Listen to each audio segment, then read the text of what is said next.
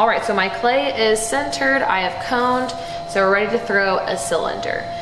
So when I throw a cylinder, you wanna make sure that the bottom is a 90-degree angle.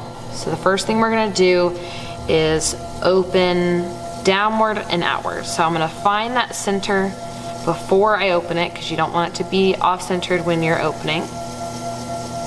I'm gonna push down with my fingertips. So now I've opened down, I got my fingers wet again so that it's not catching. And so I wanna just pull straight back so that that bottom is close to a 90-degree angle. That is what marks a cylinder. And then I'm gonna go ahead and compress my rim so that my clay is all even before I start to pull. And so when I'm pulling, I'm gonna first turn my wheel down to about half speed. Add some more water. And really, so you're gonna start with the right side of your wheel, and you're pushing on the bottom of the inside and the outside, and you're just gonna squeeze the clay and then slowly bring it up. So you're really not pulling, you're actually just squeezing the clay, and because the wheel is spinning, it has nowhere to go but up when you squeeze that. So I'm just gonna push them together. I like to use a sponge on my outside hand. And then my hands, those two fingers are going up at the same time, at the same speed, and it's about the speed that the wheel is turning. And I'm just gonna let it slide through the rim so I don't cut into the rim. So again, just like centering, you're not squeezing as hard as you possibly can the whole time. You're just squeezing a little bit and then being really still with it. And then after each pull, I need to compress my rim. So this strengthens the walls.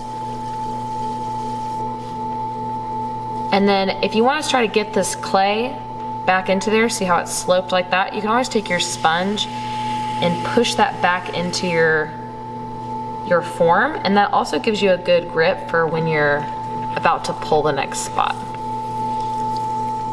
So I'm adding more water, and I'm just gonna squeeze that clay, be really still with it.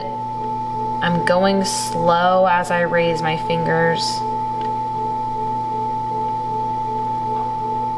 Let that rim just run through my fingers. Compress the clay. So if it starts to get wide, but you're wanting it to be a cylinder, you can always collar it. And that's where you're going to take your clay and squeeze it like this. So you can kind of make it into more of like a volcano shape, or more of a cylinder. So if you have a tendency to bow out, you can always do this. With cylinders, it's also important that you're using even pressure with both fingers.